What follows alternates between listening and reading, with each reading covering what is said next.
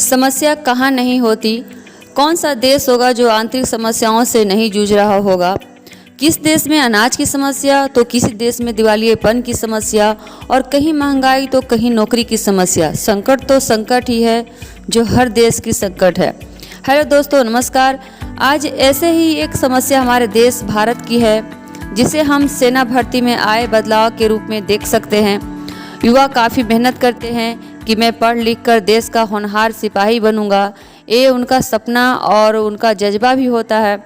देश सेवा का अपने पूर्वजों से लंबी लंबी देशभक्तों की कहानियाँ सुनकर जो बच्चे बड़े हुए हैं और उनके मन में एक ही लक्ष्य बना हुआ है कि वे भी देश के सैनिक बनेंगे और लंबे समय तक देश की सेवा करेंगे। लेकिन केंद्र सरकार की एक योजना आई और इस योजना ने जैसे सपनों को ही चकनाचूर कर दिया। इस योजना के बदले जनता युवा में इतना आक्रोश भरा, जिसे देश के कई राज्यों में रोड जाम किया गया, गाड़ियां जली, ट्रेन जले और तोड़फोड़ और पथराव भी किए जा रहे हैं। दोस्तों, चलिए जानते हैं क्या है सरकारी योजना, क्या है हिस्ट्री इस योजना की, जिसके चलते पूरे देश में समस्या बनी हुई है। 18 राज्यों में करीब दंगा फसाद हो रहा है, कई आक्रोश है, ट्रेनें जलाई जा रही हैं, रोड जाम किए जा रहे हैं। तो चलिए जानते हैं कि क्या है योजना। 2020-21 से जो नौजवान सेना भर्ती में जाने को तैयार थे, उनका फिजिकल और मेडिकल हो चुका था। वे काफ़ी खुश थे। अगले वर्ष शायद उनकी सेना की नौकरी पक्की हो जाएगी। लेकिन केंद्र सरकार के रक्षा मंत्री द्वारा 14 जून को अग्निपथ प्रवेश योजना की घोषणा की गई, जिसमें युवाओं की उम्र 17.5 से 21 वर्ष तथा 50% 12वीं पास होना अनिवार्य होगा। चलिए, कुछ हद तक तो सही था, लेकिन समस्या तब आई जब सरकार ने नए बदलाव किए। सैनिकों की अग्निपथ योजना में उन्हें अग्निवीर नाम दिया गया। इस अग्निपथ योजना में प्रवेश से लेकर रिटायरमेंट तक सिर्फ 4 साल की नौकरी दी गई और दी जाएगी, जिसमें 6 माह की ट्रेनिंग भी दी जाएगी। रिटायरमेंट के समय 12 लाख रुपये दिए जाएंगे। साथ ही साथ एक अग्निवीर सर्टिफिकेट भी दिए जाएंगे। पेमेंट के रूप में पहले वर्ष 30,000 मिलेंगे, जिसमें 9,000 रिटायरमेंट फंड में जमा होगा। दूसरे वर्ष 33,000, तीसरे वर्ष 35,000, चौथे वर्ष 40,000 रुपये दिए जाएंगे और कटौती के रूप में 12,000 रुपये रिटायरमेंट फंड में जमा किए जाएंगे। यही जो पेमेंट आपका रिटायरमेंट फंड में कटेगा, उसी को मिलाकर सरकार हाफ रूप में आपको 12 लाख रुपये ब्याज सहित देगी।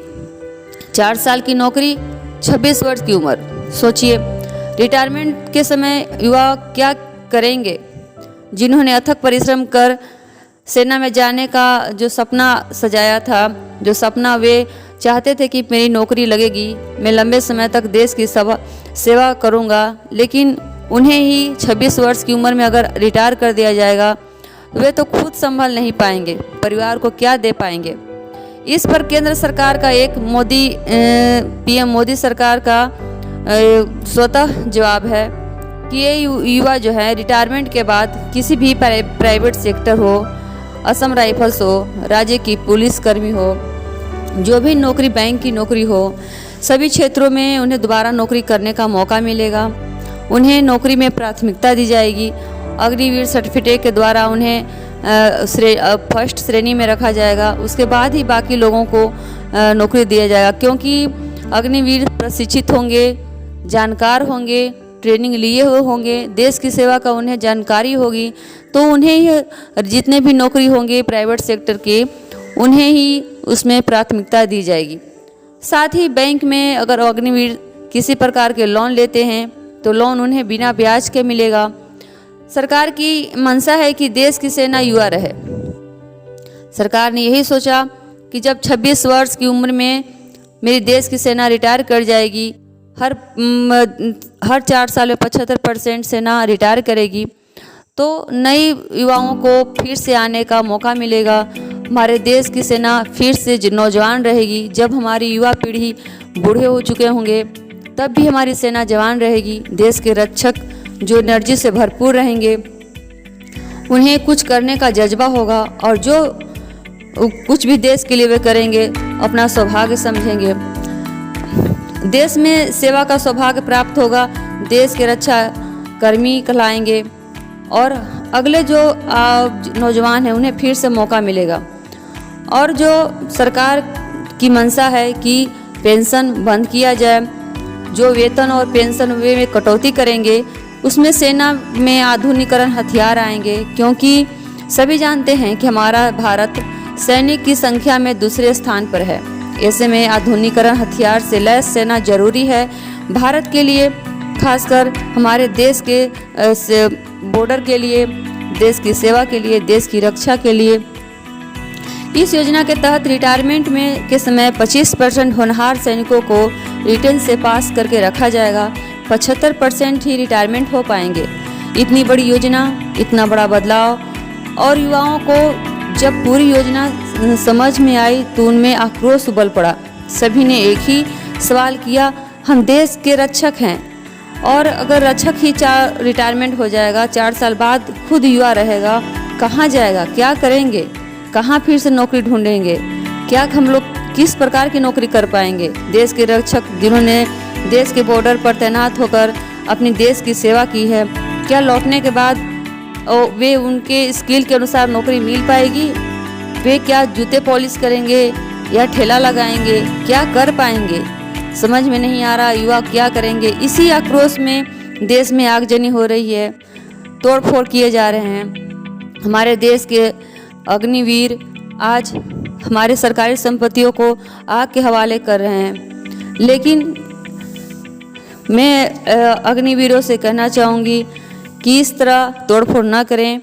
अपने सरकार की जो भी मंशा है उसे आप विफल करना चाहें तो बातचीत के द्वारा भी विफल कर सकते हैं। तो मैं इस वीडियो के माध्यम से आग्रह करती हूँ कि समस्या का समाधान बातचीत से करके भी किया जा सकता है। देश की संपत्ति बर्बाद न करें। देश हमारा है, देश की युवा हमारी है, देश के नेताओं को हमने उनकी राजगद्दी पर बिठाया है, इसलिए इस लोकतंत्र का सम्मान करें। हमारी समस्या जरूर सुलझेगी। अभी लोगों की ही जीत होगी, और अभी जो भी समस्या है उसमें देश की संपत्ति बर्बाद होगी। फिर उसी संपत्ति में हमारी टैक्स कटेंगे, पूंजी लग जाएंगे, फिर से उसको नया किया जाएगा, लेकिन हमारी समस्या तो समस्या बनी रहेगी। इसलिए देश को मजबूत बनाना है तो आप आंतरिक कलह न करें और देश की रक्षा में अपना ध्यान दें। हो सकता है सरकार फिर से अपनी योजना को वापस ले लें। अच्छे से पढ़ाई करें। और भी नौकरी स्किल हैं जिसमें आप जा सकते हैं, अच्छा जॉब कर सकते हैं। सेना की नौकरी जिसको भी करने का इच्छा होगा वो करेगा, इसमें किसी प्रकार की ज़बरदस्ती नहीं है। सो गाइस, इस वीडियो में इतना ही, और मेरे चैनल को सब्सक्राइब करें, शेयर करें। इसी के साथ वीडियो समाप्त करती हूँ। आगे भी इस तरह के वीडियो लाती रहूँगी। प्लीज़ मेरे वीडियो को देखें और शेयर करें।